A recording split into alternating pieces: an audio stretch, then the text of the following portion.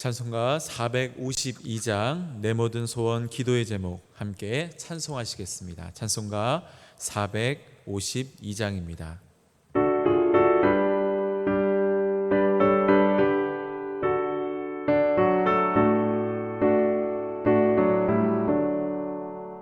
내 모든 소원 기도의 제목 예수님 닮기 원함이라. 예수님 형상 나에게 위해 세상의 모험하게 주네. 예수님 닮기 내가 원하네. 날 구원하신 예수님을 내 마음속에 지금 거두사 주님의 형상이시소서. 무한한 사랑 풍성한 긍휼 슬픈 자 위로하시는 주.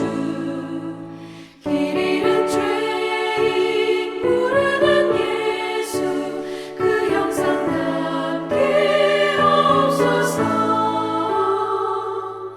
예수님 닮기 내가 원하네. 날 구원하신 예수님을 내 마음속에 지금 거두사 주님의 형상이시소서.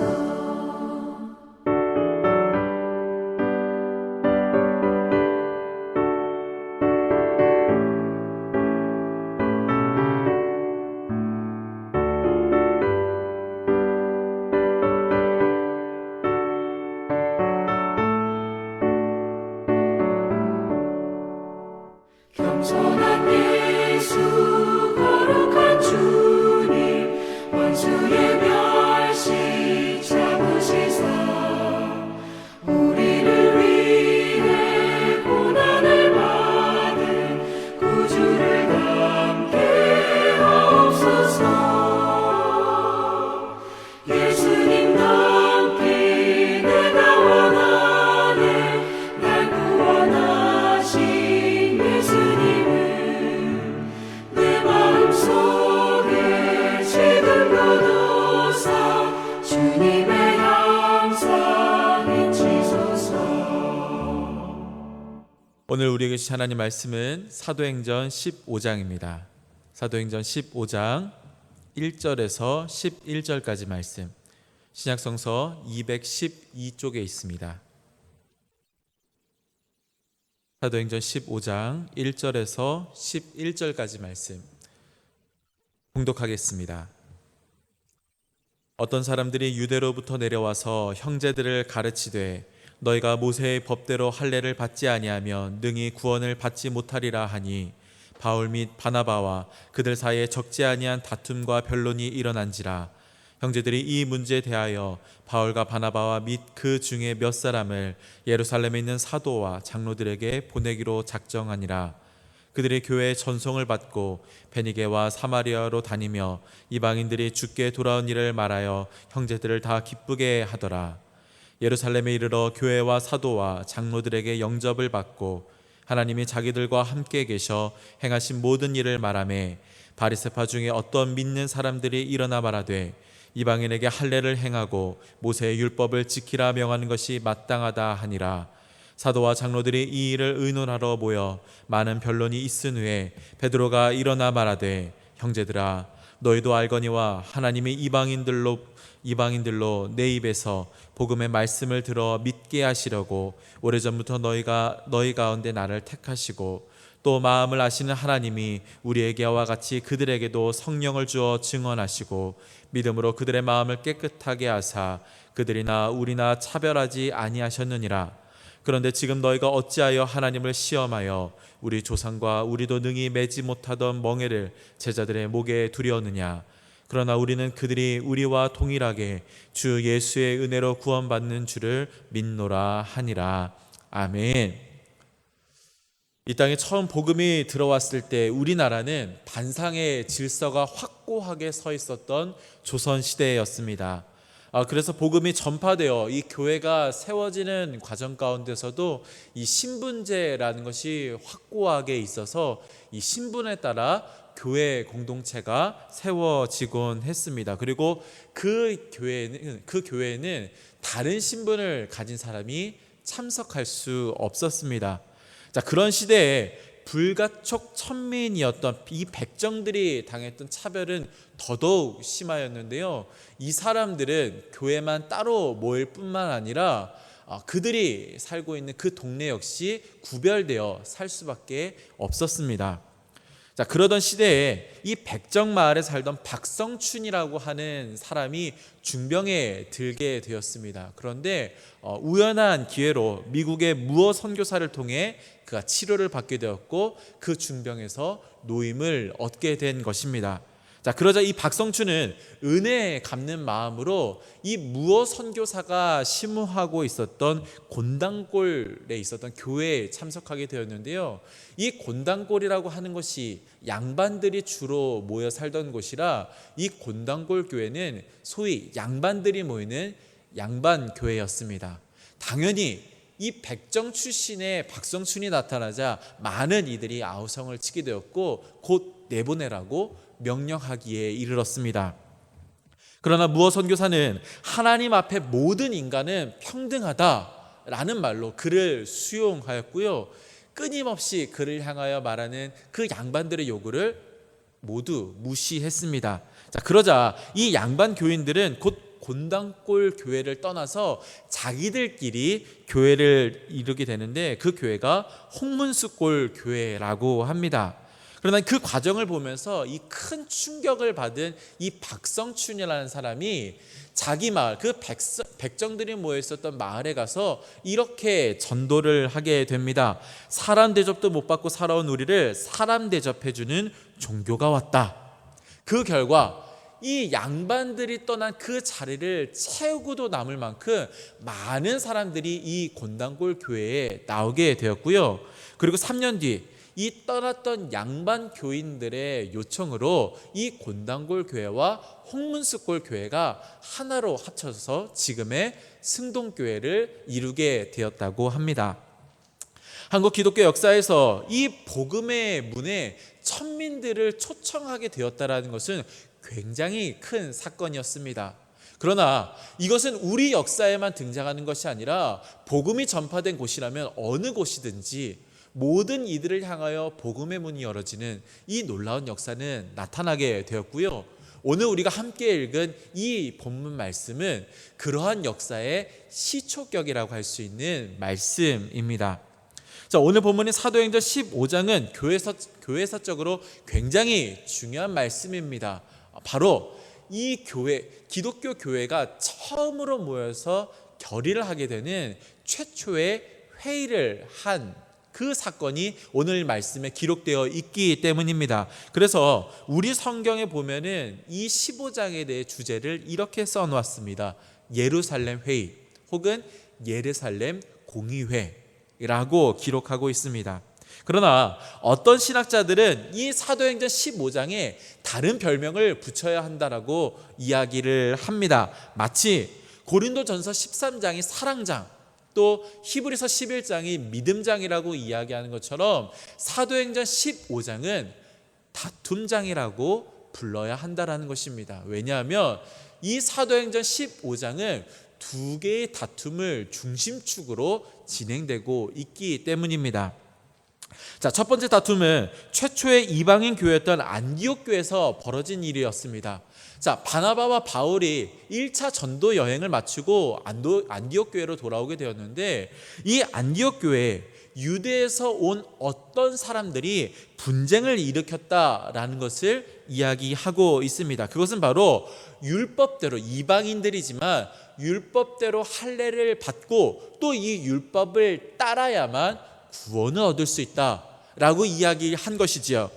자, 문제는 이 단지 할례라고 하는 행위를 하느냐 마느냐 이것이 중요한 것이 아니었습니다. 왜 이 할례를 강요하고 있느냐라는 것인데 바로 이 할례를 구하는 그 율법을 그들은 어떻게 해석했느냐? 구원은 오직 유대인에게만 적용되는 것이다. 그들이 이렇게 믿고 있었기 때문에 이 할례를 주장했다라는 것입니다. 출애굽기 12장 48절에 보면은 이 이방인들이 할례를 행하면은 본토민 즉 유대인과 같이 될 수 있다라고 하는 말씀이 나오고 있습니다. 물론 율법을 주신 하나님의 뜻은 그것이 아니었습니다. 이방인이라 할지라도 그들도 하나님의 이 구원 역사에 동참할 수 있다라는 것을 이야기하시기 위함이었습니다. 그러나 유대인들은 이 말씀이 곧 이 구원이라는 것은 할례 받은 유대인에게만 적용되는 것이다. 이제 그들은 이렇게 해석을 했던 것입니다. 그래서 그들에게 할례를 받아야 하고 율법을 지켜야 한다라고 강요했던 것이지요. 두 번째 다툼은 우리가 함께 읽지 않았지만 15장 후반부에 보면 등장을 합니다. 바로 바나바와 바울 사이에 벌어진 인간적인 다툼이지요. 자, 잘 알려진 것 같이 2차 전도 여행에서 바나바의 조카인 이 마가를 데려갈 것이냐, 이 문제를 가지고 다툼이 벌어진 것입니다. 우리가 이전에 1차 전도 여행 말씀만 보아도 알 수 있듯이 이 마가라고 하는 인물이 전도 여행 중간에 수행자로 참여했다가 중간에 돌아서 고향으로 돌아가게 되는 이제 이러한 일이 기록된 것을 알 수 있습니다. 자, 초대교회 자료들만 보면 바울은 굉장히 깐깐한 성격을 가졌다라고 우리가 알 수 있고요. 뭐 굳이 이 자료가 아니더라도 이 13권의 서신만 보아도 이 바울이 얼마나 완벽주의자적인 성향을 가지고 있는지 우리가 쉽게 짐작해 볼 수 있습니다. 그러한 바울이었기 때문에 한번 이 전도 여행에서 낙오했던 이 마가를 데려가는 것을 수용할 수가 없었던 것이지요. 자, 그렇다면 사도행전 15장 이 말씀은 이 두 가지 다툼을 어떻게 해결해 가느냐? 자, 이 서로 다른 이 두 가지 다툼을요, 한 가지 원칙을 가지고 해결해 가는데 바로 관용과 수용이라고 하는 이 한 가지 원칙을 가지고 이 다툼들을 해결해 갑니다. 자, 안디옥에서 벌어진 다툼은 결국 예루살렘 교회로 옮겨지게 됩니다. 그곳에서 최초의 기독교 회의가 열어지게 되지요. 그리고 그곳에서 그들은 이렇게 결의를 합니다. 자, 본문 19절 말씀. 그러므로 내 의견에는 이방인 중에서 하나님께로 돌아오는 자들을 괴롭게 하지 말고 최소한의 것, 즉 우상과 음행 같은 것만 제지하고 그 외의 것에 대해서는 우리가 수용하자, 관용의 태도를 갖자, 이렇게 결의를 한 것입니다. 자, 바나바와 바울의 다툼 모양은 결국 둘이 갈라서서 각자 전도 여행을 떠나는 것 같은 그런 모습을 취하고 있습니다. 그러나 후에 바울의 편지를 보면은 바나바에 대해서 계속해서 존중하는 태도를 보여주는 것을 우리가 볼 수 있고요. 또 그 뒤에 이제 여러 바울의 편지들을 보면은 이 다툼의 원인이었던 마가를 제자로 삼았다는 것을 알 수 있고, 심지어 나중에 가서는 이 마가를 나에게 데려오라, 그는 이 사역에 정말 귀하게 정말 필요한 사람이다 라고 이야기하는 것을 알 수 있습니다. 바울도 바나바도 관용과 수용의 태도로 이 문제를 헤쳐나간 것입니다. 사랑하는 성도 여러분, 살아가면서 만나는 그 많은 다툼들, 근데 사실 그 많은 다툼들이요, 결국 받아들이지 못하는 우리의 고집 때문이라는 것을 우리는 쉽게 알 수 있습니다.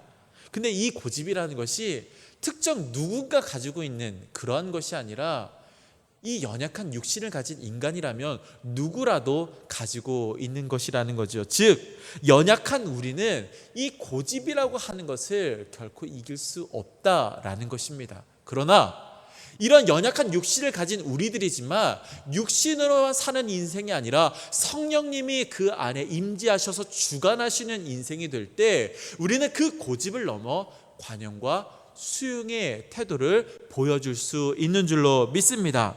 처음 이야기했던 그 무어 선교사가 그랬듯이 또 오늘 본문의 예루살렘 교회와 바나바 바울이 그러했던 것처럼 성령으로 살아갈 때 그 인생의 주권을 성령님께 맡기고 살아갈 때 우리는 육신적인 고집이 아니라 성령님께서 역사하시는 그 관용과 수용의 덕을 나타내는 복된 인생이 될 수 있다라는 것이죠. 여러분, 내 힘으로 되지 않습니다. 성령님으로만 살 때 우리가 가능한 줄로 믿습니다. 성령님 의지하여서 그 고집의 높은 벽을 넘어 관용과 수욕의 덕을 나타내는, 그로 말미암아 그 아름다운 덕을 세상에 선전할 수 있는 우리 모두의 삶이 되기를 주님의 이름으로 간절히 축원합니다. 함께 기도하겠습니다. 살아계신 하나님, 감사합니다. 하나님, 육신을 가지고 있는 우리의 연약함은 쉽게 받아들이지 못하고 내 생각, 내 판단, 내 경험과 내 철학을 고집하는 그러한 현실의 한계를 가지고 있음을 우리가 인정할 수밖에 없습니다. 그러나 내 힘으로 살아가지 아니하고 우리 안에 역사하시며 우리를 주관하시는 성령님의 인도하심 따라 살아갈 때 우리는 그 고집의 높은 벽을 넘어서 관용과 수욕의 아름다운 덕을 선전하는 삶을 살게 될 줄로 믿습니다. 그렇게 역사하여 주시옵소서. 오늘 함께 모이지 못하고 각자의 처소에서 영상으로 예배하는 사랑하는 주의 자녀들의 삶에 축복하여 주시고 오늘의 모든 삶 가운데 성령님의 인도하심과 주관하심이 나타나는 귀하고 복된 인생 되도록 축복하여 주시옵소서. 우리 구주 예수 그리스도의 이름으로 기도합니다. 아멘. 찬송가 453장 예수 더 알기 원하네 함께 찬송하시겠습니다. 찬송가 453장입니다.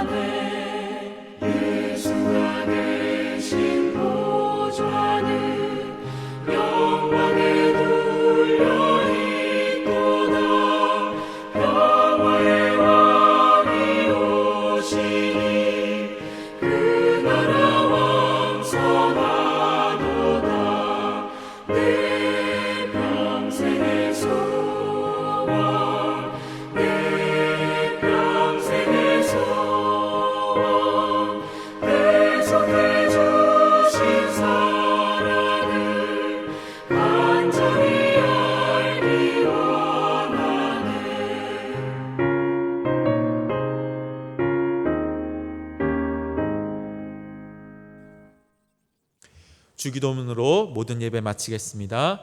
하늘에 계신 우리 아버지여, 이름이 거룩히 여김을 받으시오며 나라가 임하시오며 뜻이 하늘에서 이루어진 것 같이 땅에서도 이루어지이다. 오늘 우리에게 일용할 양식을 주시옵고 우리가 우리에게 죄진 자를 사하여 준 것 같이 우리 죄를 사하여 주시옵고 우리를 시험에 들게 하지 마시옵고 다만 악에서 구하시옵소서. 나라와 권세와 영광이 아버지께 영원히 싸움나이다. 아멘.